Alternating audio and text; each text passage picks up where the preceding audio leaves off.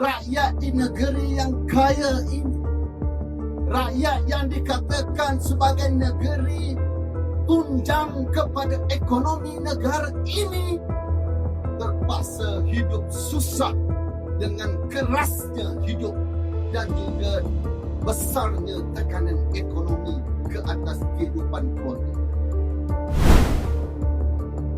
Hari ini, pada malam ini saja, kita menggerakkan siri jelajah penerangan isu rakyat ini di 3 kawasan. Pada malam ini di Shah Alam, sedang berjalan juga di Kuala Langat penerangan isu rakyat. Sedang berjalan juga di Kapar penerangan isu-isu rakyat. Kami pemuda PAS Selangor abadikan tenaga kami, masa kami, wang ringgit kami. Insya-Allah kami akan jelajah ke seluruh pelosok negeri Selangor ini, ke setiap don yang ada, ke setiap parlimen yang ada. Tuan-tuan jangan risau, tuan-tuan duduk dan dengar. Insya-Allah kami akan berikan pencerahan satu persatu kepada tuan-tuan dan juga puan-puan tentang bala apakah yang sedang menimpa negeri kita yang bertuah pada hari ini.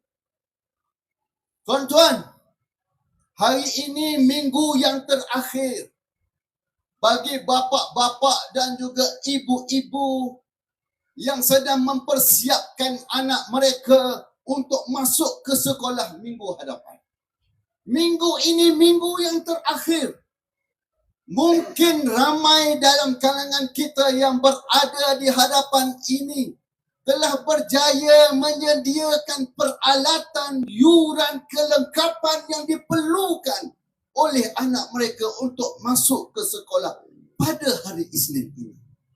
Tapi tuan-tuan dan juga puan-puan sekalian, percayalah, yakinlah bahawasanya ada di segenap penjuru di luar sana, ada seorang ayah, ada seorang ibu yang sedang terkeluh tidak mempunyai wang dan juga ringgit untuk mempersiapkan anak mereka agar anak mereka boleh tersenyum indah bahagia seperti mana anak-anak yang lain yang akan masuk ke sekolah pada hari Isnin. Ada di antara kita yang tak mampu nak berikan pakaian sekolah baru kepada anak-anak mereka. Ada di antara kita yang terpaksa merayu kepada pengurusan sekolah, wahai pihak sekolah, wahai guru besar, wahai guru, wahai warden, kami rayu, kami nak tangguhkan, kami nak bayar secara ansuran yuran untuk masuk persekolahan, yuran untuk masuk ke asrama. Hakikatnya tuan-tuan, ramai di antara kita yang terpaksa menjadi beban, yang terpaksa tergolong dalam kalangan miskin bandar, yang terpaksa hidup di kota raya pada hari ini. Mungkin kita boleh tersenyum pada hari ini, tetapi percayalah, ada bapa dan juga ibu yang mati hujah kenapa dia tak boleh beli beg baru kepada anak dia pada hari ini. Inilah kitaran ganas ekonomi yang menekan hidup rakyat yang kita terpaksa hadapi pada hari ini. Tuan-tuan, kita ni negeri yang kaya. Selangor ini digembar-gemburkan sebagai pusat perdagangan ekonomi negara. Selangor ini dikatakan sebagai gerbang masuknya pelabur-pelabur, pedagang-pedagang, pelancong-pelancong antarabangsa sebelum pergi ke Kuala Lumpur, sebelum pergi ke Terengganu, sebelum pergi ke Pulau Pinang, sebelum pergi ke Johor. Dia masuk ke negeri Selangor dahulu. Selangor ini dikatakan sebagai negeri yang kaya, yang konon-kononnya mengundang kepada KDNK antara negeri yang terbesar kepada negara kita. Tetapi tuan-tuan percaya tak? Tuan-tuan tahu atau tidak? rakyat di negeri yang kaya ini, rakyat yang dikatakan sebagai negeri tunjang kepada ekonomi negara ini, terpaksa hidup susah dengan kerasnya hidup dan juga besarnya tekanan ekonomi ke atas kehidupan keluarga mereka. Data yang terkini daripada Department of Statistics Malaysia mengatakan indeks kesejahteraan sosial rakyat negeri Selangor ini menurun daripada kadar 2.1% kepada 0.7%. Maknanya apa? Walaupun negeri ini kaya, walaupun pedagang-pedagang berlabuh menurunkan tapak kaki mereka ke negeri ini, walaupun pelabur-pelabur daripada antarabangsa membuka syarikat mereka di negeri ini, kesejahteraan sosial rakyat negeri Selangor menurun, bahkan merudum. Inilah hakikat sebenar, realiti sebenar kehidupan rakyat negeri Selangor. Walaupun orang kata negeri ini kaya, rakyatnya hidup tidak sejahtera, kualiti hidup rakyatnya rendah, bahkan menurun daripada tahun sebelumnya. Pada masa yang sama, dalam isu kesejahteraan sosial rakyat negeri Selangor ini, dalam aspek kesihatan rakyat, dalam aspek keselamatan hidup rakyat, mencatatkan kadar pertumbuhan negatif, bukan sekadar sifar tetapi negatif. Maknanya apa tuan-tuan? Segala program yang dibuat oleh kerajaan negeri Selangor ini, segala polisi yang dilancarkan oleh pemimpin Pakatan Harapan kakistokrasi madani ini tidak mampu untuk menyelesaikan isu asas dan fundamental hidup rakyat yang mencari rezeki dan membesarkan anak-anak mereka di negeri Selangor ini. Mungkin kita tergolong dalam kalangan yang bertuah, yang boleh bangun pagi tersenyum, yang boleh memandang anak kita tanpa rasa segan dan silu. Tetapi percayalah, data tidak pernah menipu, nombor tidak pernah menipu. Yang menipu hanyalah pemimpin yang menjanjikan bulan dan bintang ketika mana musim vihara. Inilah realiti sebenarnya. Data ini data rasmi yang dikeluarkan oleh kerajaan Malaysia. Dan data ini menunjukkan realiti hidup sebenar, betapa sukarnya hidup rakyat yang berada di negeri yang dikatakan negeri yang bertuah dan juga kaya ini. Sebab itulah kami pemuda PAS Selangor ini, sebelum daripada dibentangkan bajet 2026, sebelum dibentangkan sistem fiskal yang akan mengurus kekayaan negeri ini untuk diagihkan kepada rakyat pada tahun ini 2026, kami telah memberikan amaran, kami telah memberikan nasihat, kami telah memberikan teguran bahawasanya kerajaan negeri Selangor ini tidak berada di landasan yang tepat. Kekayaan yang berada di Shah Alam, di pusat pentadbiran negeri ini, tidak diagihkan dengan saksama kepada rakyat yang berada di bandar, yang berada di pinggir bandar, yang berada di luar bandar. Ini tidak adil. Alhamdulillah, ada sedikit perubahan dalam sistem fiskal bajet 2026. Namun, perubahan tersebut terlalu kecil berbanding daripada tersasarnya Halu 7 dan juga program-program serta polisi-polisi yang dilancarkan oleh pemimpin Pakatan Harapan Madani kakistokrasi yang berada di Selangor pada hari ini. Tuan-tuan yang mulia, sebagai contoh, kami bangkitkan isu rumah mampu milik. Baru-baru ini di Kapar, kami melawat, ada rumah yang di tingkat 4. Mereka ini dia putus bekalan elektrik. Satu rumah flat, 3 bilik 2 tandas, terpaksa hidup seramai 11 orang isi penduduk rumah.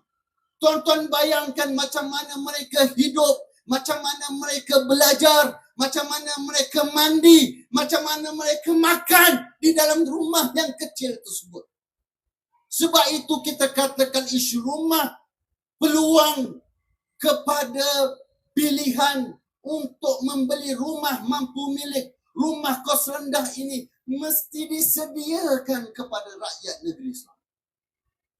Data yang terakhir kami dapat daripada Dewan Undangan Negeri, seramai 302,998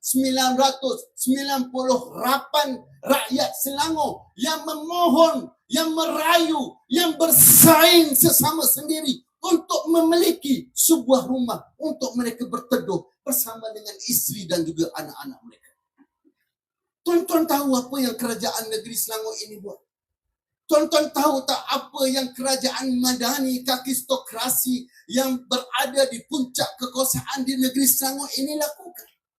Mereka hanya mampu mempersiapkan sejumlah 41,000 lebih rumah untuk pemohon-pemohon tersebut. Pada masa yang sama, berbaki 21,000 rumah yang tak siap lagi. Tuan-tuan bayangkan hanya 60,000 rakyat negeri Selangor daripada 300,000 yang merayu, merintih agar mereka diberikan pilihan untuk memberi rumah mampu milik sesuai dengan pendapatan mereka. Apa yang berlaku kepada baki yang lain? Mungkin baki yang tidak mempunyai rumah tersebut, mungkin dalam kalangan rakyat Selangor 300,000 tersebut yang masih belum mempunyai geran pemilikan rumah sendiri, yang masih menyewa di atas harta orang lain, itu adalah dalam kalangan kita yang berada di hadapan ini. Mungkin kitalah salah satunya antara mereka yang memohon agar ada sekeping geran tanah dan juga geran rumah untuk kita duduk bersama dengan keluarga kita.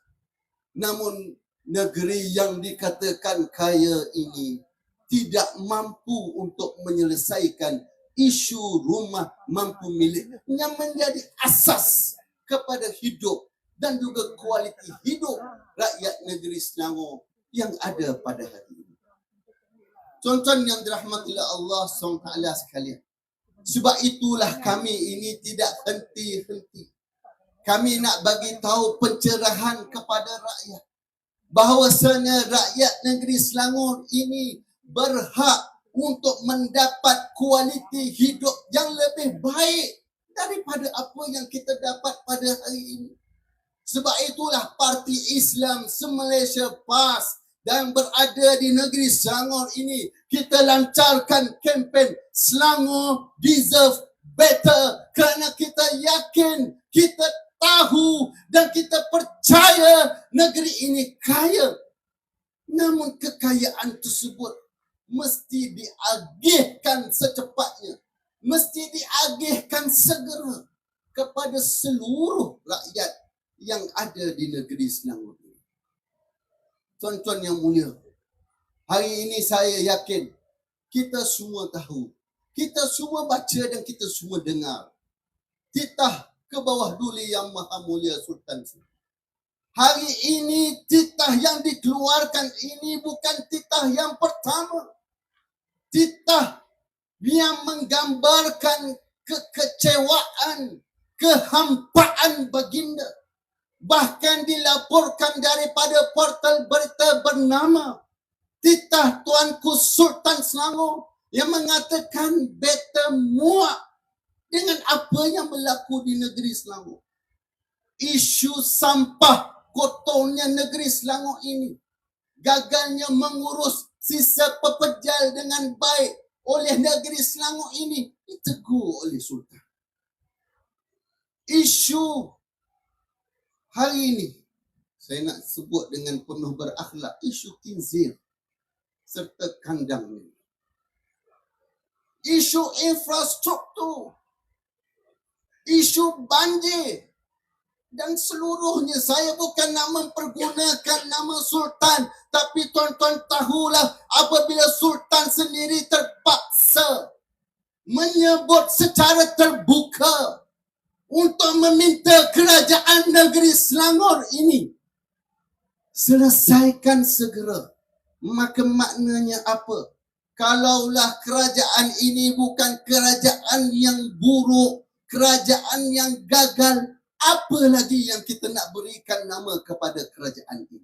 Saya percaya, saya yakin Tuanku Sultan kecewa dengan prestasi kerajaan negeri Selangor yang ada pada hari ini. Maka oleh itu tuan-tuan tak perlu risau. Tuan-tuan tak perlu rungsing, tuan-tuan tak perlu pening kepala. Urusan untuk mencerahkan rakyat, agenda pencerahan di seluruh pelosok negeri Selangor ini, kami ambil tanggungjawab.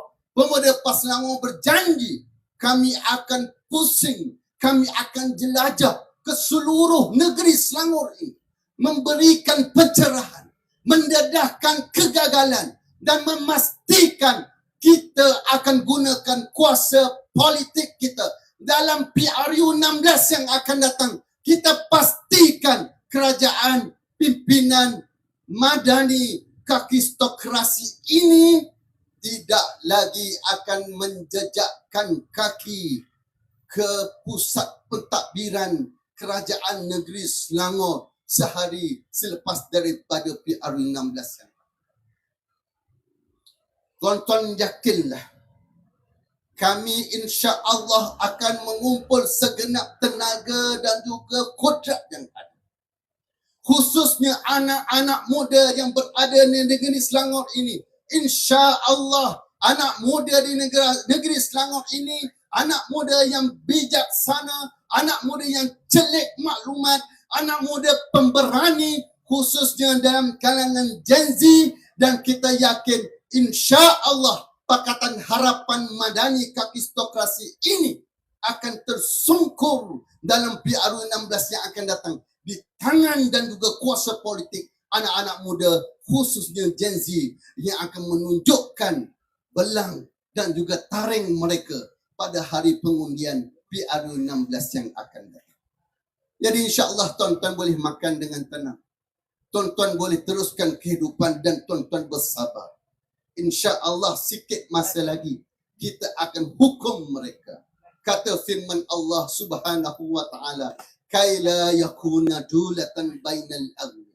Pesan Allah Subhanahu wa taala, kamu kena pastikan ambil tanggungjawab ini sebagai khalifah di atas muka bumi ini. Pastikan kekayaan, hasil mahsul, pendapatan negeri yang tinggi ini tidak hanya berputar dalam kalangan mereka-mereka yang tertentu sahaja, khususnya orang-orang yang kaya. Dan kita akan pastikan segala program-program polisi-polisi yang dibuat oleh kerajaan madani kakistokrasi yang gagal dan terbukti gagal pada hari ini, kita akan rombak dan kita akan lakukan agenda islah dan juga reform agar kekayaan tersebut dapat diagihkan segera kepada rakyat, sama ada yang berada di bandar, sama ada yang berada di pinggir bandar, ataupun yang berada di luar bandar di kampung-kampung sana. Jadi insya-Allah tuan-tuan yang mulia, kami tidak akan berhenti di sini saja. Akan ada susunan gerak kerja yang lebih besar daripada ini. Kami mulakan permulaan tahun 2026 ini dengan jelajah siri penerangan tentang kegagalan bajet 2026 yang dibentangkan oleh Yang Amat Berhormat Menteri Besar di negeri Selangor ini, dan insya-Allah gelombang penolakan akan lebih besar daripada bulan ke bulan, khususnya kemuncaknya pada PRU 16 yang akan datang. InsyaAllah saya selesai tugas saya untuk sebagai mukaddimah dan juga pemanas kepada pentas kita pada hari ini. Saya yakin senior-senior saya, abang-abang saya, Faiz Al-Hajari dan juga Tuan Yus Farizal, yang kebetulan kami ini semuanya graduan Universiti Islam Antarabangsa Malaysia, duduk sepentas pada malam ini. Kami beri komitmen agenda pencerahan rakyat, menyatukan kuasa politik rakyat dan menggunakan kuasa politik kita pada pihak 16 yang akan datang akan berjaya demi kebaikan rakyat dan juga agenda Selangor Reserve Delta, insya-Allah.